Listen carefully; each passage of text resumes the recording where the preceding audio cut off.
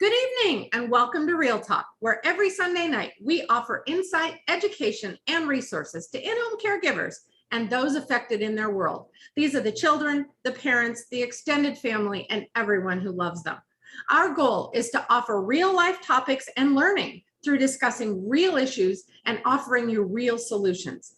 And tonight, I'm very excited to welcome our guest, Gail, who is an advocate, entrepreneur, career coach, and motivational speaker who resides in Atlanta, Georgia. Empowering domestic workers to find balance between living a fulfilled life focused on passion and purpose is at the heart of Crystal's work. And Crystal's vision is that every domestic worker will feel empowered to release their power within to live a fulfilled life and become the wow. I love that. So welcome, Crystal. It is so good to have you. Thank you. I'm excited to be here tonight. Yeah. So tonight we're going to talk about one thing. We were talking before we started about your passion for building community. And I love that because it is absolutely a shared passion between the two of us. But so that our audience can understand who you are and where you're coming from, tell us a little bit about your journey to this place, how you got here, and why what you have to say around that matters. Yes, again, thank you for having me tonight.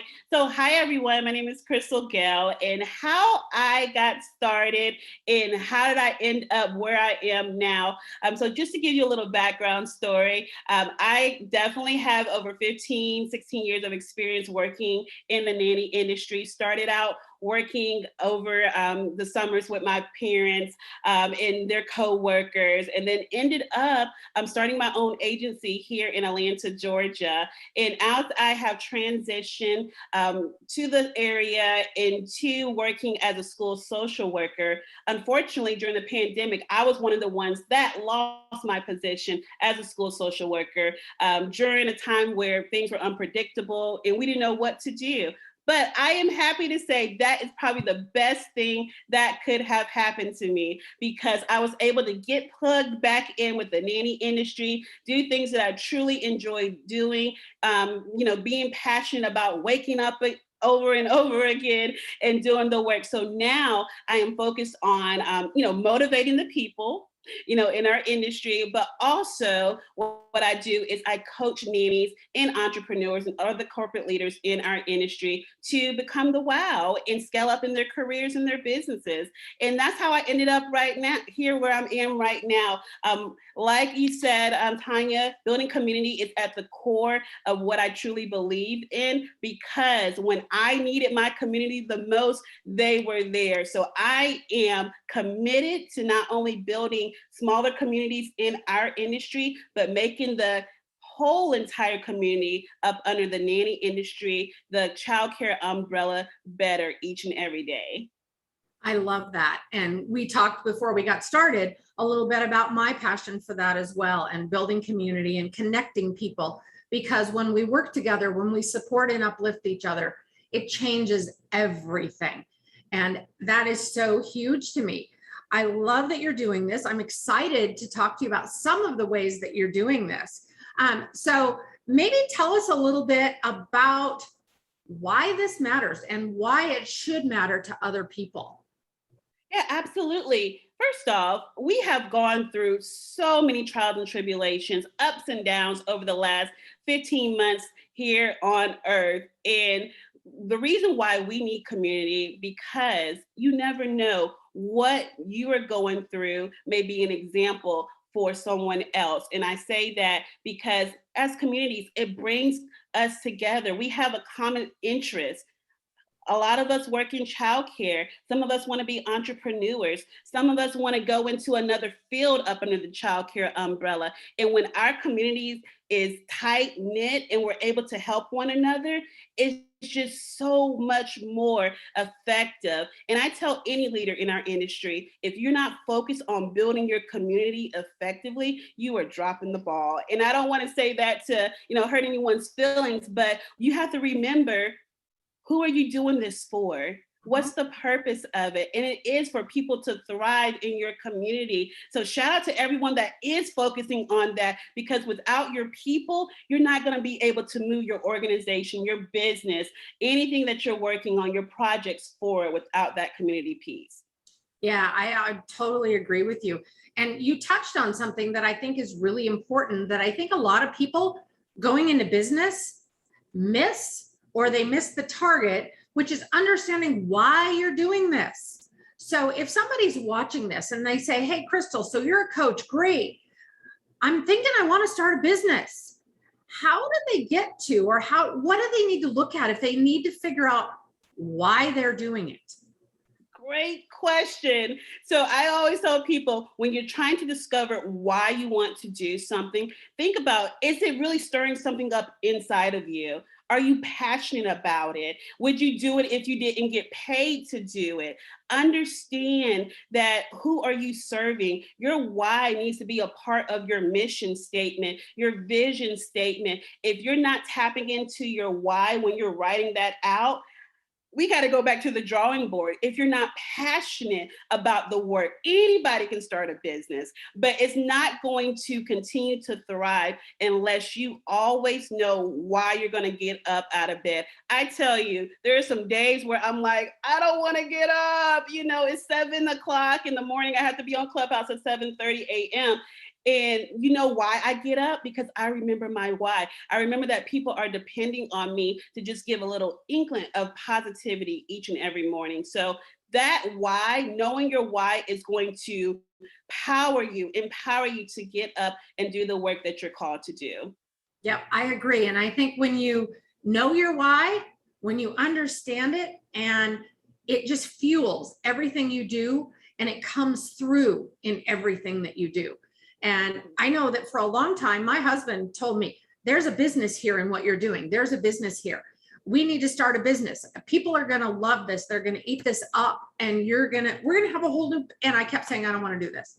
I don't want to do it. Because you know what? Let's be real. There's things about owning a business that, even if you know your why, and even if you love it and you're passionate about it, it's not always fun to own a business. Come on.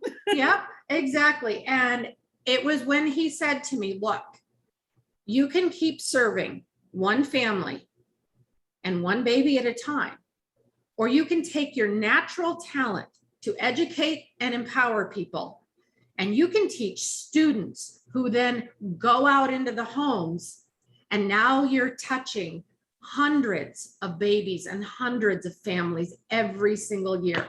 I was like, now I got to start a business. And we did, because at the heart of it, sure, I have a family to provide for. Sure, I have a mortgage to pay. But at the heart of it, my why is, and always has been, empowering families by empowering our students, by giving them the tools they need to serve those families. It's all about the families. It's all about the babies for me. It always has been. And I have been in this industry over 35 years, and I still love it. And so I get it. So if people are doing this, how do they figure this out? Is it a good idea to talk to other people, get feedback from their community? Talk to me a little bit around that. Absolutely. You should always be seeking feedback. I like to do focus groups when I'm thinking about, I call them my $1 million ideas. I always bring some friends to the table, people that are not my friends, but are in the industry, some of my leaders that I trust, and I ask them for feedback, and I create this focus group and say, hey, do you think our industry needs this?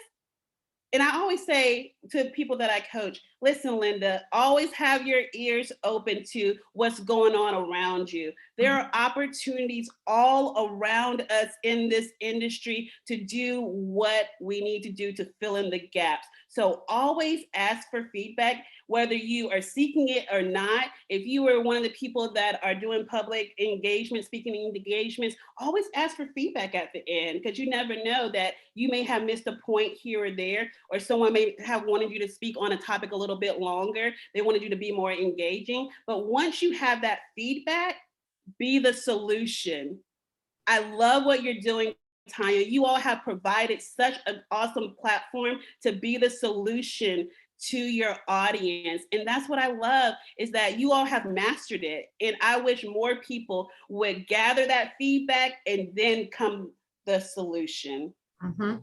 Yeah, and I will say, I agree with you again. I knew once we started talking, we were going to agree on pretty much all these points anyway. But that feedback is really important. And sometimes it's hard to hear. Sometimes we don't like hearing that because we take constructive feedback. So many times we take it too personally. And it isn't, you're a bad person. It is just, here's an area where with a little bit of improvement, you could be even better. And that is just so valuable. And we're never going to be perfect. My husband is very fond of saying, he's a really smart guy. And he's very fond of saying, if you wait until you're perfect, you will never launch. Come on, husband. Yep, he's the best, right? So I love that.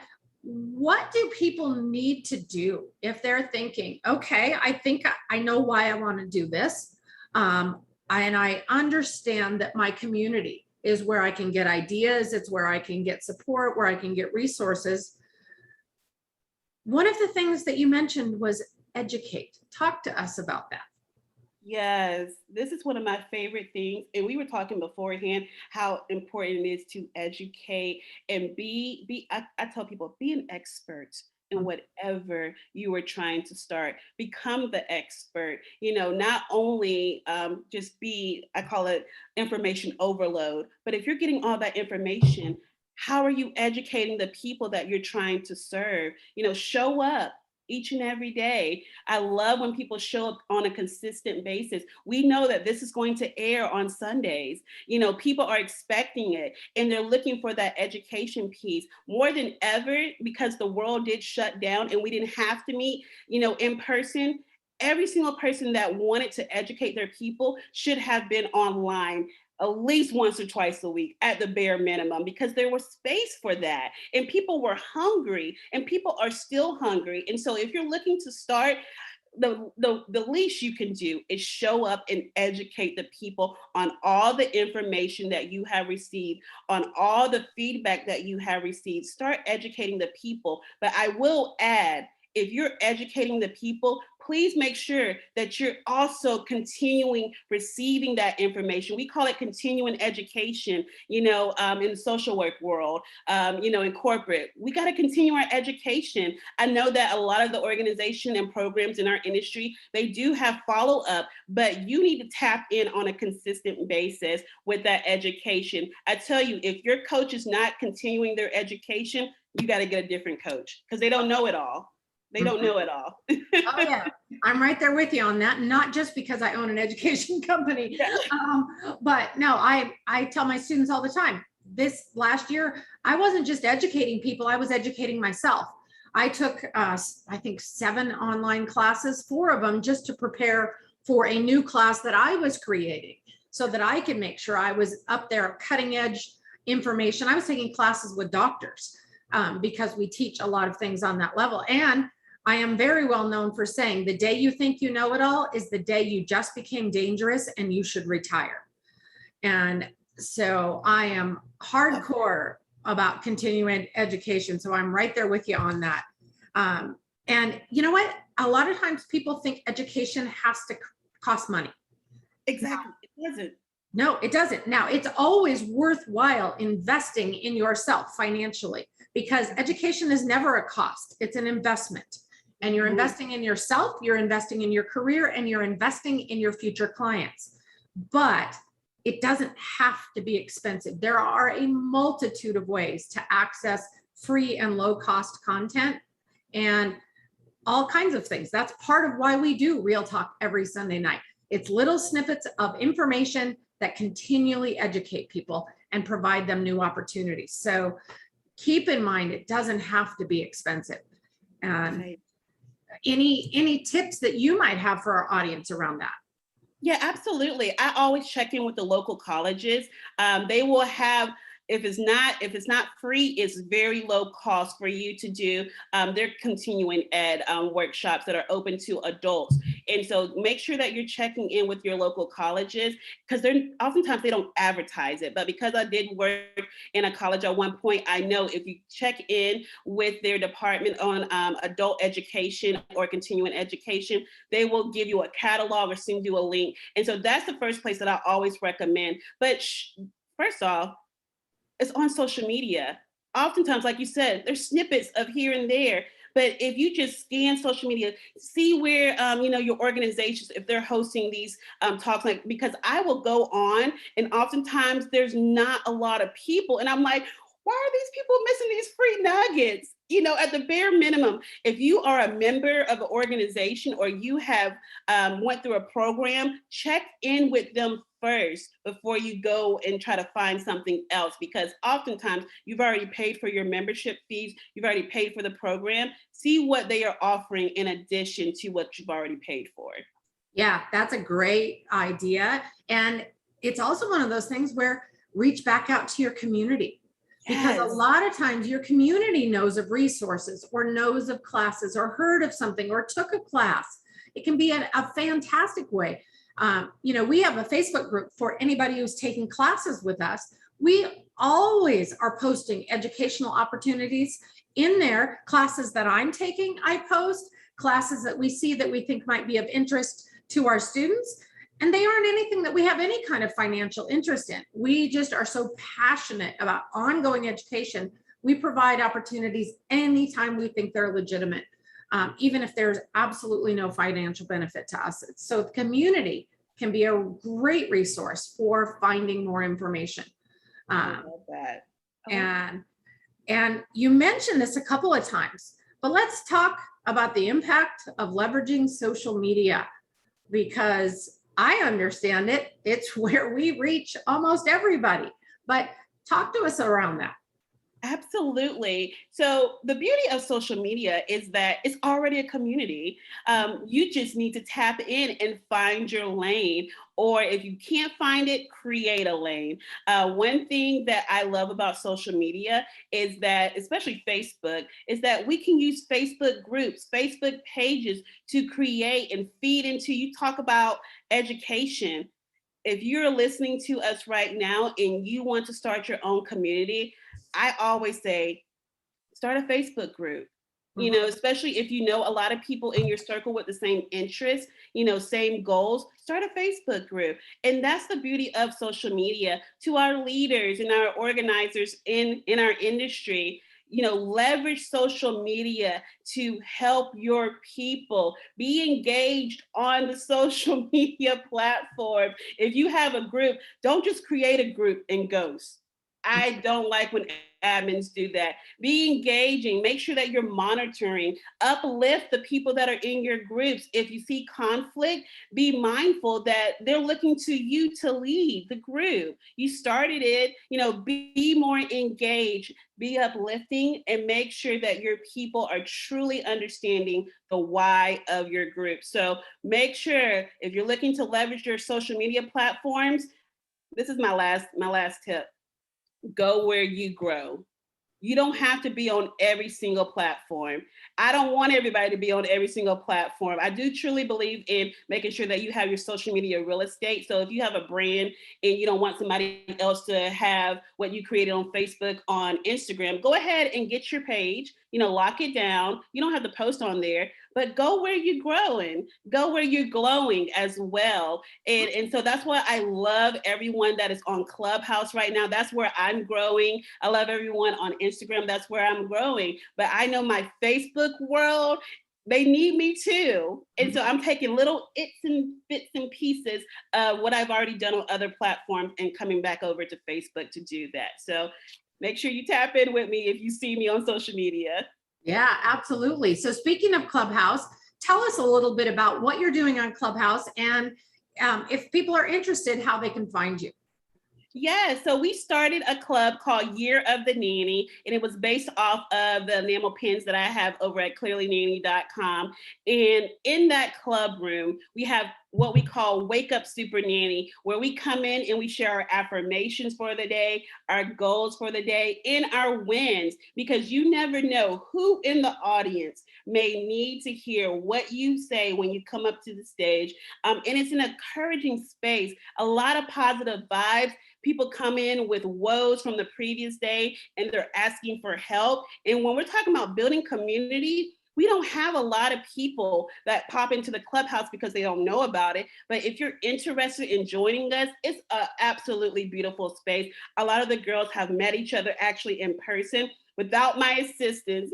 And they have just built this amazing friendship over the last couple of months. And I'm excited to continue to grow that. If you're looking to join us, just go to the Clubhouse app, type in You're the Nanny, and it will pop up and you'll be able to turn on the notifications and join us. And we're there every single weekday morning, Monday through Friday at 7:30 a.m.